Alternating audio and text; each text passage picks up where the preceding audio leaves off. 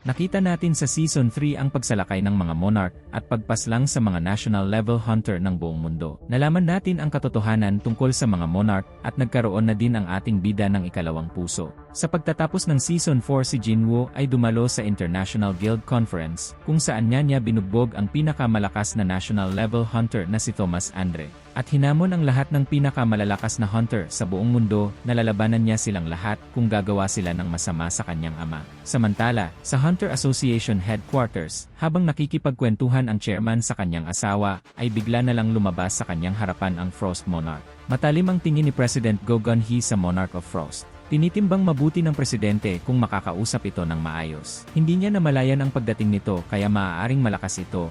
Ngumisi ang Monarch of Frost at nagpalabas ng maliit na piraso ng ice crystal sa kamay.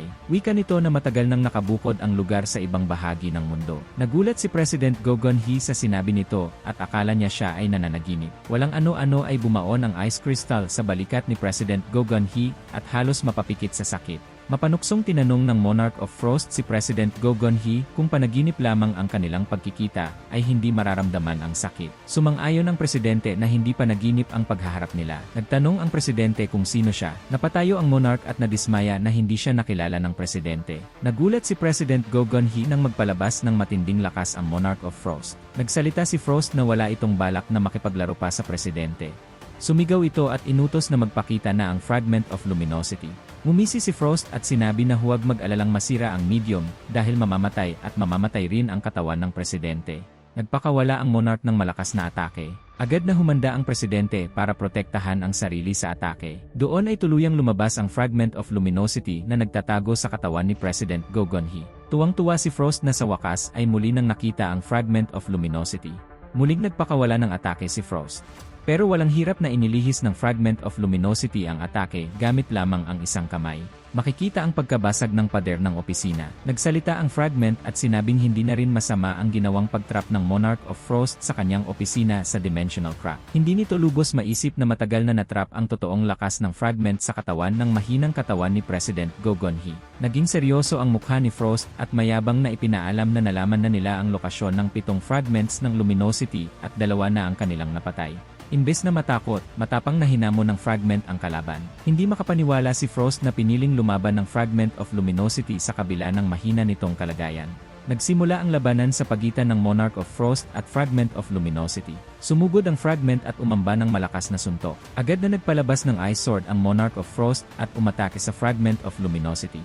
Nakaiwas naman ang Fragment of Luminosity at umamba muli ng suntok. Agad na nagpalabas ng Ice Shield si Frost para harangin ang attack ng Fragment of Luminosity. Nagawa namang basagin ng Fragment ang Ice Shield, wika ng Fragment na kailangan niyang tapusin agad ang laban habang nakakagalaw pa siya. Muling umatake ang Fragment of Luminosity ng suntok pero nagawa itong saluhin ng Monarch gamit ang Ice Shield. Sinubukan muli ng Fragment umatake pero napaluhod na ito at dismayadong napaisip na baka naabot na niya ang kanyang limit. Nangungutyang nagsalita si Frost na narating na ng Fragment of Luminosity ang limit ng katawan ng presidente at ipinaabot ang pakikisimpatya.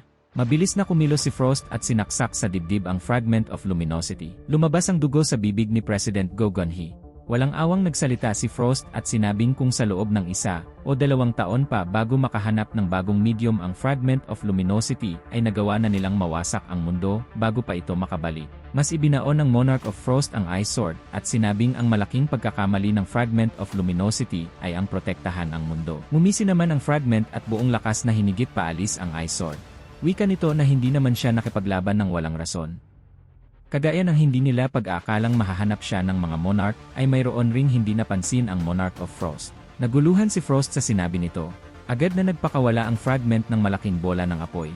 Nakaiwas naman ang monarch at tumama ang atake sa pader ng opisina. Natawa si Frost at sinabing iyon na yung importanteng bagay na sinasabi ng Fragment of Luminosity.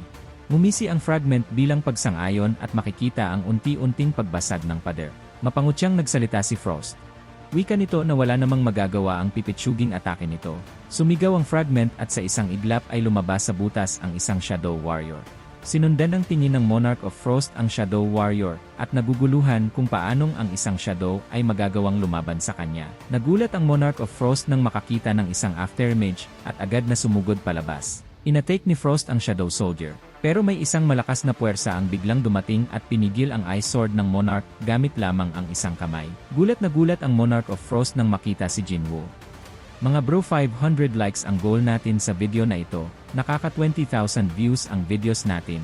Isang like nyo lang ang kailangan ko. Paabutin nyo ng 500 likes ang video na ito at ilalabas ko na din agad yung episode 2. Kayo na lang ang hinihintay ko. Bilisan nyo at mag-like na kayo. Subscribe na din kayo sa iba pa natin channel. Libre lang ang content natin. Kaya hinihingi ko ang suporta nyo. Sinakal ni Jinwoo ang kalaban. Tinitigan niya ito ng matalim bago tinanong kung isa ba itong Ice Elf. Nakipagtitigan ang kalaban sa kanya. Ayon rito ay napakaraming shadows ang nasa ilalim ng kapangyarihan ni Jinwoo. Tinanong pa siya ng kalaban kung bakit hindi sila kinontak ni Jinwoo pagkatapos nitong makabuo ng malaking hukbo.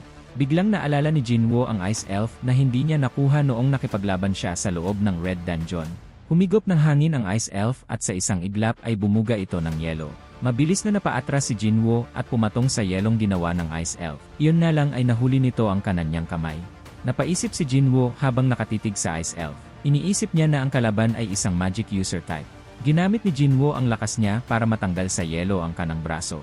Handa na sana siyang umatake uli nang biglang sabihin ng Ice Elf na itigil na nila ang away sa ngayon dahil hindi naman siya pumunta sa lugar na iyon para sa gulo, lalo na at nakasalalay ang mga buhay nila. Nagtaka naman si Jinwoo sa sinabi nito pero ipinaalala ng Ice Elf na naroon siya para iligtas ang isang tao.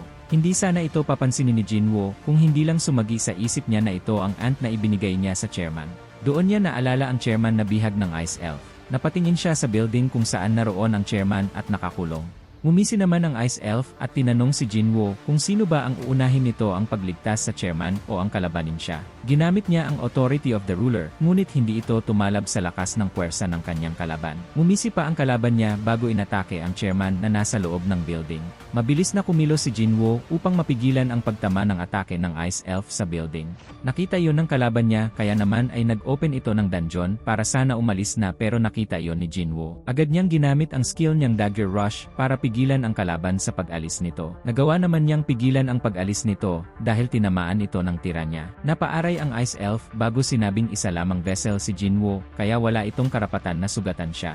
Pero sa ngayon ay siyang aalis muna at hihintayin na magbukas muli ang shadow ni Jinwoo. Sinabi nito na isipin na lamang daw ni Jinwoo na ang malapit ng mamatay na chairman ay regalo niya bilang dagdag na koleksyon sa kanyang Shadow Army. Hinayaan na niyang umalis ang kalaban at mabilis na kinuha ang katawan ng chairman. Malalim na ang sugat nito bagay na hindi niya kayang gamutin gamit ang healing potion, kaya naman tinawag niya si Beru.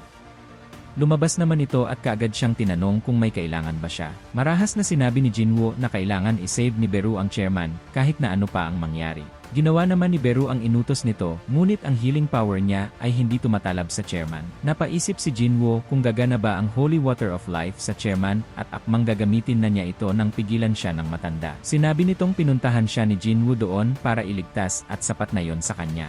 Nakiusap siya sa chairman na kumapit lang ito at dadalhin niya siya sa hospital pero umiling ang chairman at sinabing hindi na maayos pa ang katawan niya matapos magtamo ng mga sugat galing sa atake ng mga ganoong nilalang. Nagpasalamat ito dahil nagkaroon siya ng oportunidad na magkaroon ng contact sa isang Supreme Being. Masaya siya na naroon si Jinwoo at may ganoon siyang kapangyarihan. Nakiusap din ang chairman na kapag dumating ang panahon na kinailangan ni Jinwoo na mamili ng papanigan ay sana sa mga tao siya umanib. Gustuhin man niyang lumaban kasama ang mga batang hunters, ay hindi nakakayanin ng katawan niya. Pero hindi siya nagsisisi dahil sa katulad ni Jinwoo niya maiiwan ang mundo. Matagal na niyang alam na hindi siya magtatagal pero ang isa sa nag-push sa kanya hanggang sa mga oras na iyon ay ang pangarap niyang makaharap si Jinwoo. Muli siyang nagpasalamat bago tuluyang na maalam. Nananatiling balot ng malamig na hangin at ulan ang buong syudad. Nagtrending sa kung saan sa ang news platform ang pagkamatay ng chairman. Ibinalita din ang pagkamatay ng Brazil Great Hunter na si Jonas na natagpuan naman sa kalapit na ilog at ang hunter na si Jinwoo ay nakabalik na sa Korea. Matapos umabot sa mga normal na tao ang balita ng pagkamatay ng mga kinokonsiderang pinakamagagaling na hunter sa buong mundo ay muling nagpanik ang mga tao. Ito ang naging pinakapangunahing paksa ng mga mainstream media na kahit ang US Hunter Association ay naglabas ng kanilang statement tungkol sa nangyari. Pinoprotektahan ng mga hunters ang mga tao pero sino nga ba ang proprotekta sa kanila? Nakipagkita si Jinwoo kay Jinchul. Binati siya nito at tinanong kung totoo bang ang monster na umatake sa chairman ay mahirap patayin kahit pa ang kapangyarihan na katulad ng sa kanya. Ipinapaliwanag ni Jinwoo na malala na ang lagay ng chairman noong dumating siya, pero naging emosyonal si Jinchul sa kanyang narinig. Sinabi nito na kahapon lang ay gustong marinig ng chairman ang nangyari sa pagstay niya sa US. Inutusan pa siya nitong bumalik agad pero ngayon ay wala na ito. Nagpasalamat din ito kay Jinwoo sa pagprotekta niya sa chairman hanggang sa huling hininga nito. Pero sinabi ni Jinwoo na papatayin niya ang halimaw na pumatay sa chairman. Ipinapangako niya yon. Nagpasalamat naman si Jinchul sa kanya. Tinanong naman ni Jinwoo kung maaari ba nitong tawagin ang mga reporters. Pagkatapos mamatay ng chairman ay nagsiksikan ang mga reporters sa press conference na parang gamu-gamong lumalapit sa apoy. Ipinaliwanag ni Jinwoo na ang monster colony na may mga matatas na pag-isip ay siyang tinatarget ang mga world-class hunters. Di hamak rin na mas malakas ang mga ito sa maraming hunters sa kanilang bansa, at ang mga ito ay walang pakialam sa gagamitin weapon o ang paraan ng pagpatay. Tinanong ng mga reporters kung ang tinutukoy ba niyang monsters colony ay ang kasamahan ng monster na pumatay sa chairman, kaya naman ipinaliwanag ni Jinwoo na ang mga monsters na yon ay specialized sa pag-block ng open space upang ma-isolate nila ang kanilang kalaban. Kaya naman kung sa tingin ng mga hunters ay maaari silang maging isang target, ay dapat silang sumama sa mga kagrupo nilang handa silang protektahan. Naalala din niya na tinawag ng Ice Elf ang sarili bilang Monarch of Frost bago ito umalis. Ngunit kahit sino pang monarch ang mga yon ay mahirap matalo kahit pa ng mga pinakamalalakas na hunter. Kaya naman nakiusap si Jinwoo sa mga hunters na kung alam ng mga ito na wala silang mga kakampi gaya ng tinutukoy niya kanina, kaagad nila siyang kontakin gamit ang Korean Hunters Association. Nag-usap-usap ang mga monarch. Ibinalita ng Frost Monarch na nasa mundo ng mga tao ang Shadow Monarch. Ngumisi ang isa sa mga kasama niya at tinanong kung totoo bang walang kahit sinong vessel sa Earth ang makakatalo sa kapangyarihan ng Shadow Monarch. Sinabi ni Frost Monarch na nakita niya si Jinwoo ng dalawa niyang mga mata.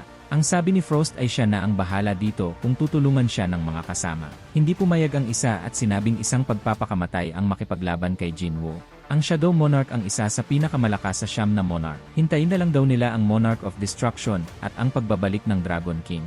Inis na sinabi ni Frost na kahit sila ay pare-pareho monarch pero bakit wala silang magawa kung hindi ang hintayin ang pagdating ng Dragon King. Ang nag-iisa nilang chance ang patayin ang Shadow Monarch ay ngayon habang nasa human form pa siya. Nakiusap si Frost na tulungan siya ng mga kasama niya. Ngunit hindi pumayag ang mga kasama niya. Sinabi pa ng isa na ayaw niyang matulad sa Monarch of White Flames. Tinawag naman ng isa ang mga kasama na mga takot. Sinabi nito na sana ay alam nila ang nangyari sa Monarch of White Flames noong matalo ito ng Shadow Monarch. Ayaw niyang mahuli ng Shadow Monarch at maging laruan nito. Sinabi pa nito na hindi siya naniniwala na kaya ng Shadow Monarch na gawin silang utusan ngayong nasa original form sila. Tumingin naman ang isa kay Frost at nagtanong kung ano ang ebidensya nito na ang Shadow Monarch ay isa pa ring tao. Sinabi ni Frost na naglagay ng poison si Jinwoo sa dagger nito. Isang bagay na hindi gagawin ng isang Shadow Monarch. Natawa naman ang babae sa grupo. Sinabi nito na kung may full control ang Shadow Monarch sa human body nito ay hindi ito gagawa ng ganoong kalokohan. Ngumisi si Frost at tinanong muli ang mga kasama kung tutulungan ba siya ng mga ito. Mabilis na nagmisihan ang grupo at sinabing tutulungan nila si Frost. Papatayin nila ang Shadow Monarch ng magkakasama. Iba't iba ang naging epekto ng invitation ni Jinwoo. Iniisip ng iba na kahit milyon pa ang ibayad ng gobyerno, ay hindi na maibabalik ang buhay na nawala kung sakaling isang S-Class gate ang magbukas na naman. Marami pa rin ang hindi makapaniwala na sa ganoon paraan mamamatay ang chairman.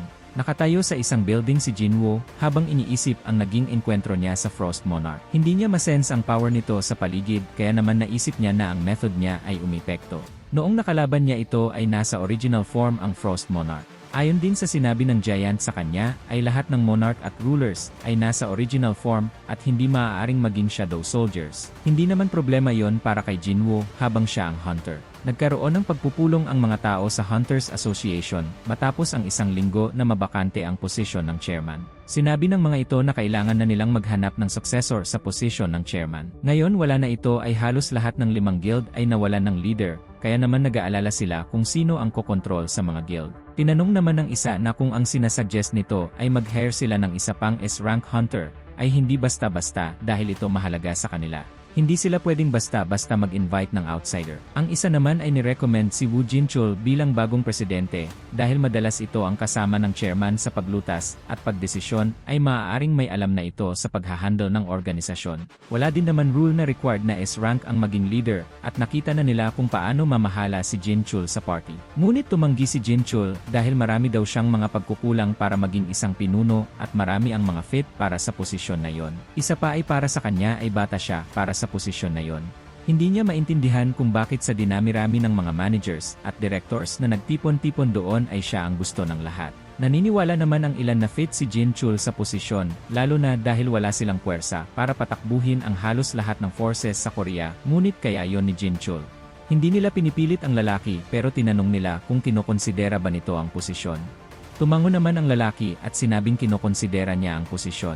Nakangiti habang naglalakad si Thomas Andre. Sinabi niya kay Laura matagal-tagal na rin na hindi siya nakakapunta ng underground, kaya naman hindi katakatakang nagulat ang mga alagad niya nang makita siya. Napasigaw pa at napatayo ang mga ito nang makitang dumalaw siya matapos ang mahabang pahinga. Nagpatuloy na sila sa paglalakad ng kasama niyang babae. Tinanong ni Laura kung iniisip ba talaga ni Thomas Andre na ibigay ang bagay na yon bilang isang regalo. Tinanong naman ni Thomas kung hindi ba kasing halaga ng bagay na yon ang buhay niya at ng mga kasama niya. Sinabi naman ng babae na hindi siya sigurado. Nagsimulang buksan ni Thomas Andre ang pinto ng isang madilim na kwarto, bago tinanong muli ang kasama kung sa tingin ba nito ay hindi isang magaling na hunter ang pagbibigyan niya para gamitin ito. Hindi sumagot naman si Laura, ngunit bakas ang pagkadismaya nito sa idea ni Thomas Andre. Pumasok na silang dalawa sa kwarto, at nakangiting tinignan ni Thomas Andre ang bagay na matagal na niyang tinatago. Muling pinaalala ng babae na mayroon lang dalawang ganoong bagay sa mundo, at alam niyang kahit lumipas pa ang panahon, ay mananatiling ganoon lamang ang bilang ng bagay na iyon. Tumango naman si Thomas Andre.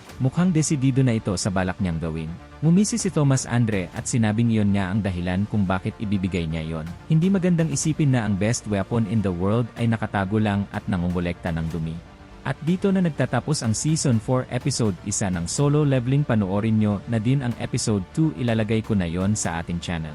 Huwag nyo kalimutan mag-like para maka next episode agad tayo.